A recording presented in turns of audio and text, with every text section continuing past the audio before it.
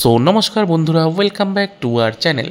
তো আজকের ভিডিওটিতে থাকছে দীঘার বিখ্যাত জগন্নাথ মন্দির।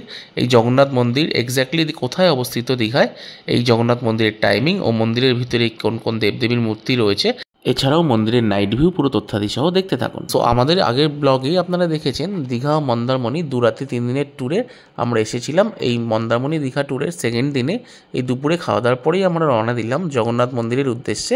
সো দুপুরের পরে রওনা দেওয়ার উদ্দেশ্য এটাই যে দিনের আলোয় জগন্নাথ মন্দিরের দর্শন হবে ও রাত্রেবেলা আলোকমালায় উদ্ভাসিত জগন্নাথ মন্দিরও আমরা দেখতে পারবো। তো এবার আসি এই জগন্নাথ মন্দিরের লোকেশনটায়। তো আমরা যেহেতু মন্দারমণি থেকে যাচ্ছিলাম, এই যে আমরা 3 জন একসঙ্গে যাচ্ছি। সো প্রথমে আমরা মন্দারমণি থেকে যাব ওল্ড দীঘা, ওল্ড দীঘা থেকে যাব আমরা নিউ দীঘার দিকে।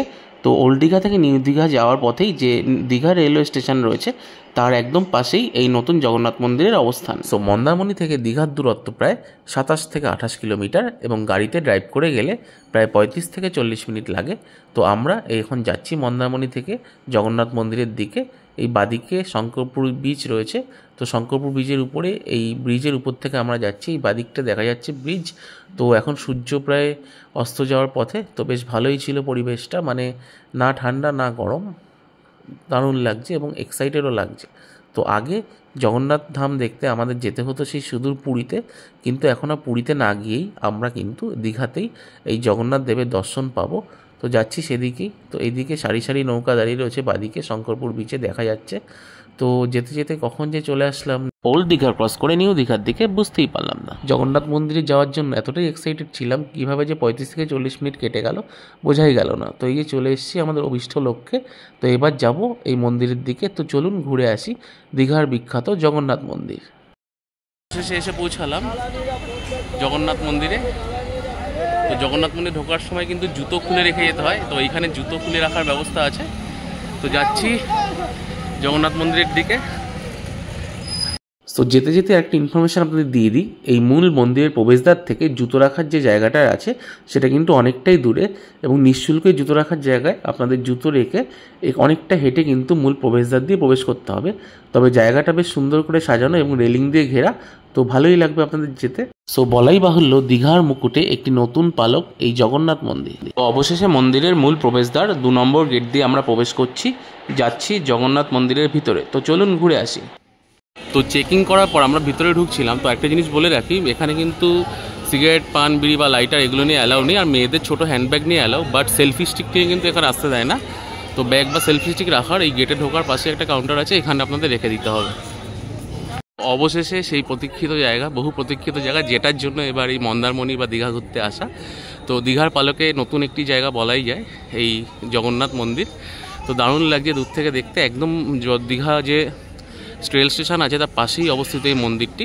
তো ওল্ড দীঘা থেকে নিউ দীঘা যাওয়ার যা রাস্তার ধারেই, মানে ওল্ড দীঘা থেকে নিউ দীঘা যেতে রাস্তায় পড়বে ডান দিকে, দুটো মিডিলে আর কি জগন্নাথ মন্দির। তো যাচ্ছি মন্দিরের ভিতরটা, চারিদিকটা দেখায় কি সুন্দর।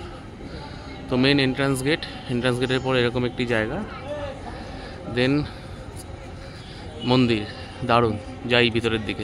এই মন্দিরে ঢোকার সময় এই যে তরুণগুলো দেখা যাচ্ছে, এগুলোর গায়ে কিন্তু লাইট জ্বলে উঠলে রাত্রেবেলায় দেখতে আরও সুন্দর লাগে। তো যতই কাছে যাচ্ছি আরও মোহিত হচ্ছি। দারুণ সুন্দর করে সাজানো এবং চারিদিকটা গার্ডেনিং করা। তো গার্ডেনিং করা কিছুটা রয়েছে এবং কিছুটা দেখলাম কাজও হচ্ছে।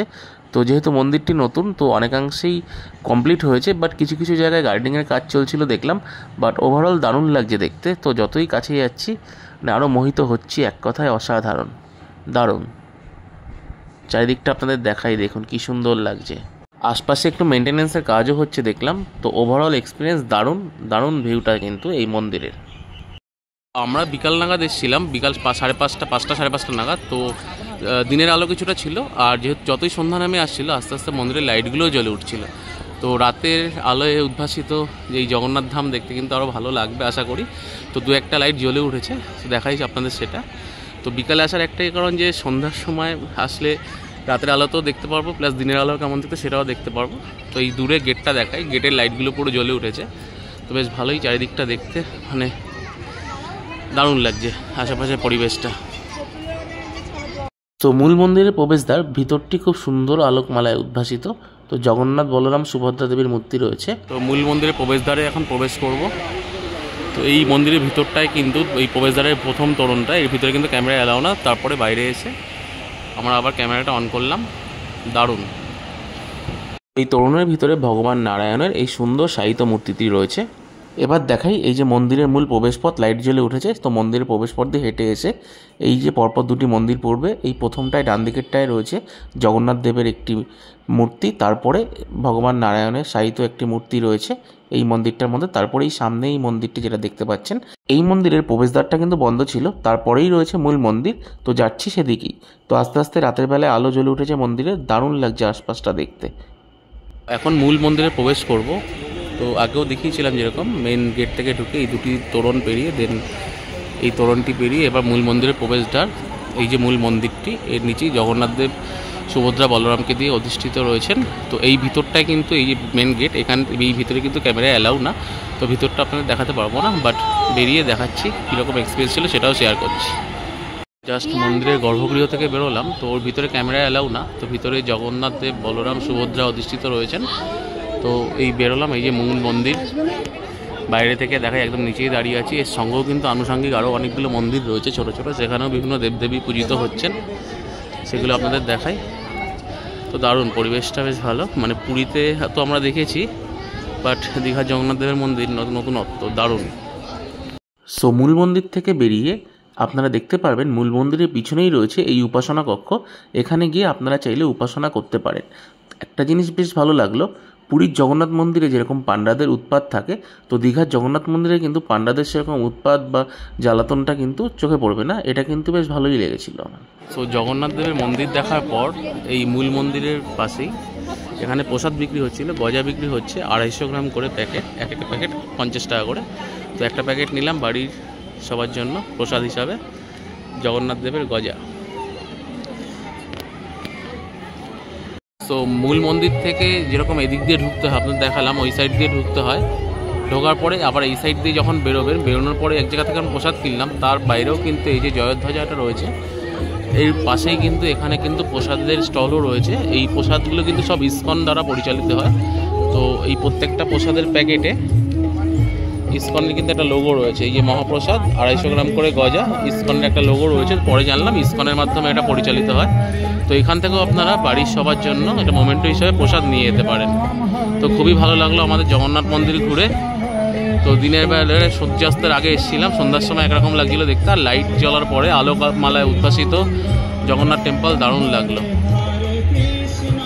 তো অনেক আশাবাদী ছিলাম এবং আশা করে এসেছিলাম জগন্নাথ মন্দির দেখতে আসবো। তো জগন্নাথ দেব হয়তো চেয়েছেন বলেই সেটা দেখতে আসা সার্থক হলো। তো দেখতে পারলাম জগন্নাথ বলরাম ও সুভদ্রা দেবীর সেই সুন্দর আবক্ষ মূর্তি, দারুণ লাগলো দেখে। জয় জগন্নাথ। আবার আসবো দীঘায়, যখনই আসবো জগন্নাথ দেবকে দেখতে। জয় জগন্নাথ, দারুণ অভিজ্ঞতা।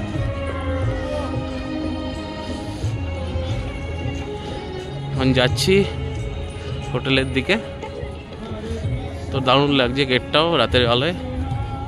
সো এবার আপনাদের দেখাবো জগন্নাথ ধাম বা জগন্নাথ মন্দিরের মূল গেটটা। তো মূল গেটের এই বাদিকের এই জায়গাটা থেকে আপনাদের প্রবেশ করতে হবে, আর বেরোনোর সময় এরই ডান দিকের এই জায়গা থেকে আপনাদের বেরোতে হবে। তো আলোকমালায় উদ্ভাসিত জগন্নাথ দেবের মন্দিরটায় কিন্তু আমরা দারুণ সময় কাটালাম। তো এখন ঘড়িতে বাজে রাত 9:30। তো দুপুরের পর থেকে জগন্নাথ মন্দিরে আমরা দারুণ সময় কাটালাম। তো এখন হোটেলে ফেরার পালা। সো বন্ধুরা, আজকের ভিডিওটি এ পর্যন্তই। দেখা হচ্ছে নতুন কোনো একটি ভিডিওতে। আমাদের ভিডিও যদি ভালো লেগে থাকে অবশ্যই আমাদের ভিডিওটি লাইক করবেন ও চ্যানেলটি সাবস্ক্রাইব করবেন। Thanks for watching.